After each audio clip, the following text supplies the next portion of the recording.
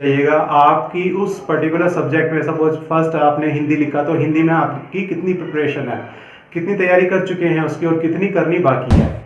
उससे आप अपना मतलब बिना पैनिक होए हुए आप आराम से पीसफुली रखते हुए आराम से एग्जाम दीजिए। Don't panic. जय हिंद दोस्तों। आज जो चैप्टर चलेगा उसका नाम है डेटा हैंडलिंग। जो भी इंफॉर्मेशन किसी पर्टिकुलर के विषय में बताता है वही डेटा कहलाता है। तो जब हम पढ़ेंगे इस डेटा को अपने क्लास में, तो क्लास में क्या होता है, स्टूडेंट्स होंगे, मार्क्स होंगे और कि टेली मार्क क्या होता है। उस डेटा हैंडलिंग में बेसिकली टेली मार्क्स सीखते हैं कि टेली मार्क्स में काउंटिंग को किस तरह से इंडिकेट करते हैं। तो यही सब है। आइए चलते हैं डेटा हैंडलिंग के सब्जेक्ट की ओर। अब देखिए इसमें जैसे टेबल 1 दिखा रखी है, टेबल 3.1 में सिटी दे रखी है। अहमदाबाद का टेम्परेचर है मैक्सिमम 38 डिग्री सेल्सियस, मिनिमम है 29 डिग्री सेल्सियस। ऐसे रख लेते हैं। तो ये हौच पौच में है। एक तो ये हो गया कि ये मतलब डिसऑर्डर में है, बढ़ते हैं, फिर मतलब 38 का 39 है, फिर 41 आ रहा है, सीक्वेंस में आ रहा है, लेकिन यहाँ पे 36 आ गया। अब जब हम इसको फिल्टर करेंगे ना तो हमें ये पता लग जाएगा कि हाईएस्ट टेम्परेचर कहाँ कौन सी सिटी का है और लोएस्ट टेम्परेचर कौन सी सिटी का है। तो उसको फिल्टर करने में तो इस तरह से क्या है, फिर आगे उसमें क्या हम डिटेल और ले सकते हैं। तो इसका एक छोटा सा एक एग्जांपल दिया हुआ है बुक में ही। एक टीचर है, टीचर के पास में कुछ 10-15 स्टूडेंट्स के मार्क्स आए हैं कि किस इंग्लिश सब्जेक्ट में कि किसने कितने लिए हैं। तो उसको देखते हैं। मतलब इस डेटा हैंडलिंग में हम क्या क्या पढ़ेंगे वो उसके बारे में आपको पॉइंट्स बता देता हूँ। सबसे पहला है डेटा, सेकंड है एवरेज वैल्यू, एंड थर्ड है अरिथमेटिक मीन। ठीक है। तो ये 3 चीजें बुक में ये बोल रहा है। Miss Neelam class teacher wanted to find how children had performed in English. She writes down the marks obtained by the student in the following way. English की टीचर है नीलम, मिस नीलम है।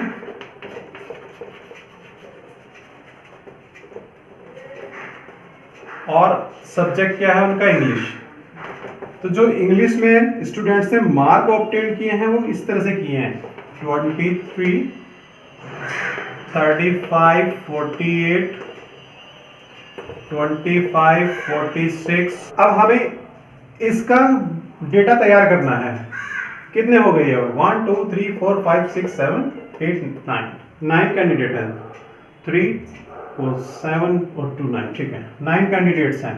9 कैंडिडेट्स में हमें अभी ये हौच पौच लग रहा है कि किसने मैक्सिमम गेन किया है और किसने मिनिमम गेन किया है। तो वैसे तो पता लग रहा है 48 सबसे ज्यादा इसने किया है और जो लोअर है मिनिमम है वो 13 है। लेकिन किस बच्चे ने किया है उसको कैसे पता लगेगा, तो उसको टेबल के हेल्प से। अब देखिए टेबल कैसे दी हुई है। अब जो हम टेबल बनाएंगे, टेबल में क्या चाहिए होगा, सबसे पहले कैंडिडेट्स का रोल नंबर, कैंडिडेट्स का नेम और मार्क्स कितने आए। ठीक है, ये बना लेते हैं। Roll number, first column roll number हो गया, सेकंड कॉलम हो गया हमारा नेम्स का, थर्ड कॉलम उसने दिया मार्क्स आउट ऑफ 50 में से कितने मार्क्स आए हैं। तो रोल नंबर 1, नेम है अजय। अजय ने कितने मार्क्स गेन किए हैं, 23। 2 3 मैं अमान ने लिए कितने मार्क्स हैं, 35। मैं लिख लेता हूं, तब तक वीडियो पॉज कर देता हूं। 9 नहीं थे, मतलब 10th स्टूडेंट है ये। अजय ने 23 गेन किए, अमान ने 35, आशीष ने 48, दीप्ति ने 30, फैजान ने 25, गोविंद ने 46, जय ने 13, कविता ने 27, मनीषा ने 32 एंड नीरज ने 38। तो इस तरह से इन बच्चों ने, इन स्टूडेंट्स ने मार्क्स गेन किए हैं आउट ऑफ 50 में से। तो अब ये हौच पौच है, तो इससे टीचर को पता नहीं लग रहा कि किस बच्चे पे ध्यान देने की जरूरत है और किस बच्चे पे ध्यान देने की जरूरत नहीं है। तो इसको हम असेंडिंग ऑर्डर में लिख देंगे, तो इससे हमें पता लग जाएगा कि किस बच्चे पे हमें ज्यादा फोकस करना है और किस बच्चे पे कम फोकस करना है। तो टीचर को पता लग जाएगा ना, एक क्लास में 10 बच्चे हैं और 10 में से एक ने 50 में से 48 मार्क्स लिए हैं, तो उस पर ज्यादा ध्यान देने की जरूरत नहीं। जिसने 13 मार्क्स गेन किए हैं, सबसे कम है ना, तो थोड़ा सा नोटिस उस बच्चे पे ज्यादा हो जाएगा, तो वो भी पढ़ लेगा साथ में, ठीक है ना।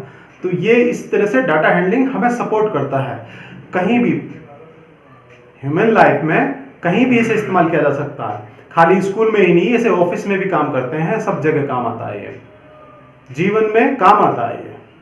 देखिए अब इसी को मतलब असेंडिंग ऑर्डर में कैसे लिखा जा सकता है, सिस्टमैटिक जो बातें मैंने बताई थी अभी, उनको उसके हिसाब से कैसे रीराइट करना होगा। मैं कैसे लिखते हैं, बढ़ते हुए क्रम में लिखेंगे।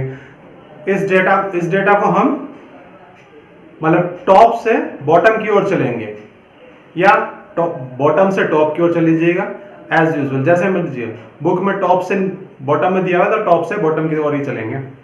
हमें पता लग जाएगा कि किस पे फोकस ज्यादा करना है, किस पे फोकस कम करना होगा। मतलब अब हमें इसको अरेंज में कर लिया, सीक्वेंस में कर लिया, तो हमें पता लग गया कि जो रोल नंबर 3 है यानी आशीष जो है, इसने सबसे ज्यादा मार्क्स गेन किए 48, तो हमें इस पे फोकस ज्यादा करने की जरूरत नहीं है। गोविंद ने 46 किए, इस पे भी फोकस करने की जरूरत नहीं है। नीरज ने 38 किए हैं, अमान ने 35 किए हैं, मनीषा ने 32 किए हैं, दीप्ति ने 30 किए हैं। अब बचे क्या, मतलब जो बॉटम के बच्चे हैं, 4 बच्चे, कविता, फैजान, अजय और जय, इन बच्चों पे ज्यादा फोकस करने की जरूरत है। और सबसे ज्यादा जरूरत है इस पे, जय पे, जय और अजय, मतलब लगभग अप्रोक्स सबसे ज्यादा फोकस इस पे। उसके बाद में तीनों तो आपस में एक दूसरे के नियर अबाउट ही हैं, एक दो नंबर का डिफरेंस है खाली। तो हमें सबसे ज्यादा फोकस करने किस पे फोकस करना है, जय पे, तो हम जय को भी फिर इस तरह से इंप्रूव कर सकते हैं। तो ये डेटा हैंडलिंग हमें बताता है कि कहाँ वर्क ज्यादा करना है और कहाँ वर्क कम करना है। तो इससे हमारा हेल्प हो जाती है बहुत। तो यही है इस चैप्टर में, इस टॉपिक में, डेटा हैंडलिंग में, और कुछ नहीं है।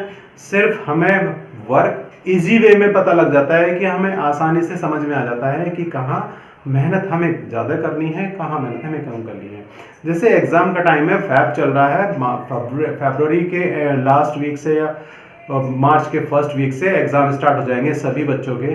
तो उन बच्चों को पता लग जाएगा कि मुझे मैथ में ज़्यादा मेहनत ज़्यादा करनी है, मैथ की प्रिपरेशन ज़्यादा करनी है, या इंग्लिश की या साइंस की, जिसकी भी करनी है, वो अपने हिसाब से मैनेज कर सकता है। अपने आप रियलाइज कीजिए, अपने आप एनालाइज कीजिए अपने सब्जेक्ट्स, ऐसे ही सब्जेक्ट लिख लीजिए। ठीक ऐसे ही आपके 1 to 7 सब्जेक्ट हैं, 8 सब्जेक्ट हैं या 10 सब्जेक्ट हैं, जितने भी सब्जेक्ट्स हैं आपके पर्टिकुलर लिखते चले जाइएगा। आपकी उस पर्टिकुलर सब्जेक्ट में सपोज फर्स्ट आपने हिंदी लिखा, तो हिंदी में आपकी कितनी प्रिपरेशन है, कितनी तैयारी कर चुके हैं उसकी, और कितनी करनी बाकी है, उससे आप अपना मतलब बिना पैनिक होए हुए आप आराम से पीसफुली माइंड को काम रखते हुए आराम से एग्जाम दीजिए। डोंट पैनिक, मतलब हाय तौबा करने की जरूरत नहीं पड़ेगी आपको कि हाय एग्जाम है। आराम से कूल माइंड से एग्जाम दीजिए, अच्छे से लर्न कीजिए। समझ में नहीं आता हेल्प लीजिए, छोटे बड़े भाई बहन की हेल्प लीजिए, अड़ोसी पड़ोसी की हेल्प लीजिए, जो भी आपका मतलब सोर्स है आपका हेल्प लेने का, वहां से आप हेल्प ले सकते हैं। मैथ में हेल्प चाहिए आपको तो आप मेरे को कमेंट कर सकते हैं इस नंबर पर।